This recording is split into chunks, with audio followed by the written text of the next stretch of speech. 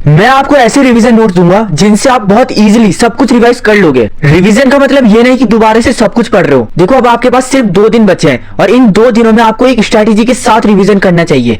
मैं आपको सिंपल और प्रैक्टिकल रिवीजन प्लान बताऊंगा जो एक्चुअली काम करता है और रिवीजन नोट्स भी दूंगा साथ में, ठीक है। आगे बताऊंगा कहां पे मिलेंगे आपको नोट्स। तो देखो सबसे पहले स्टेप तो आपको ये है कि सिलेबस को डिवाइड कर दो और पैनिक करना बिल्कुल बंद कर दो, ठीक है। चैप्टर्स को 3 कैटेगरी में डिवाइड करो। सबसे पहले आएगा आपका स्ट्रॉन्ग चैप्टर्स जो ऑलरेडी आपको अच्छे से आते हैं, ठीक है। उसके बाद आएगा आपका मीडियम चैप्टर्स, थोड़ी प्रैक्टिस चाहिए जिन चैप्टर्स के लिए आपको, ठीक है। उसके बाद आता है आपकी वीक चैप्टर्स जो समझने में थोड़ी दिक्कत आ रही है जिनको, ठीक है, जिनके कॉन्सेप्ट थोड़े बहुत क्लियर नहीं है अभी भी, ठीक है ना। इन 3 कैटेगरी में आपको इन चैप्टर्स को डिवाइड कर देना है और वीक चैप्टर में 100% परफेक्ट होने की जरूरत बिल्कुल नहीं है, ठीक है ना। उसमें बिल्कुल भी कोशिश मत करना 100% परफेक्ट होने की। बोर्ड में स्मार्ट सिलेक्शन इंपॉर्टेंट होता है, ठीक है। अब जितना टाइम नहीं है कि आप एक ही चैप्टर में घुसे रहोगे बार बार, ठीक है।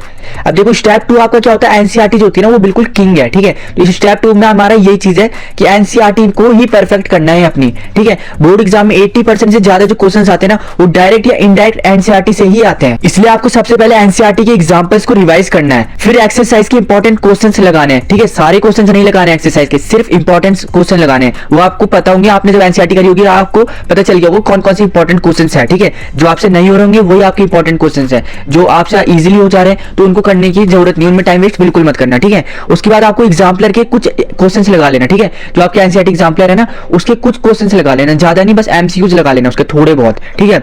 और देखो गाइड बुक्स पे डिपेंड बिल्कुल मत होना, फाउंडेशन एनसीईआरटी ही होती है, ठीक है। 80% पेपर वहीं से आएगा आपका। उसके बाद आपका स्टेप 3 क्या है, एक्टिव रिवीजन करो, ठीक है। सिर्फ पढ़ना ही नहीं है आपको, ठीक है। रिवीजन का मतलब सिर्फ रीडिंग नहीं होती है, फॉर्मूला खुद लिखो, फॉर्मूला अच्छे से याद करो उनको, ठीक है। उनको समझो आप और 4-5 क्वेश्चन खुद सॉल्व करो उनके बेसिस पे, ठीक है।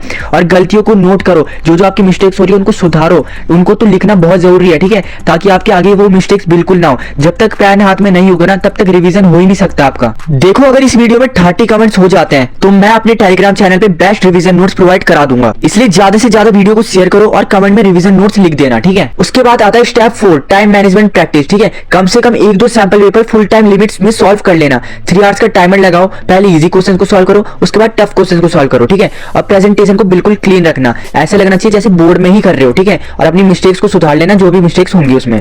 बोर्ड में नॉलेज के साथ स्पीड भी मैटर करती है, इस बात का ध्यान रखना, ठीक है। उसके बाद आता है step 5 last 24 hours rules. Exam से एक दिन पहले आपको क्या करना है, नए चैप्टर को बिल्कुल स्टार्ट नहीं करना है, ठीक है। सिर्फ फॉर्मुलेस और इंपॉर्टेंट क्वेश्चंस को ही रिवाइज करना है और एक प्रॉपर स्लीप लेनी है आपको। थका हुआ दिमाग कभी 90+ नहीं ला सकता, इसलिए फुल टाइम सोना आराम से, ठीक है। 8-9 घंटे तो आराम से सोना है एक दिन पेपर के। और एक बात का बहुत अच्छे से ध्यान रखना, बोर्ड एग्जाम तुम्हारी लाइफ का फाइनल जजमेंट नहीं है, ये सिर्फ एक स्टेप है। अगर तुमने ऑनेस्टली एफर्ट दिया है तो रिजल्ट अच्छा ही आएगा। अब फोन साइड में रखो, अपना रिवीजन प्लान लिखो और आज से स्मार्ट प्रिपरेशन स्टार्ट करो अपनी, ठीक है। और मिलते हैं नेक्स्ट वीडियो में, बता देना किसके ऊपर वीडियो बनानी है।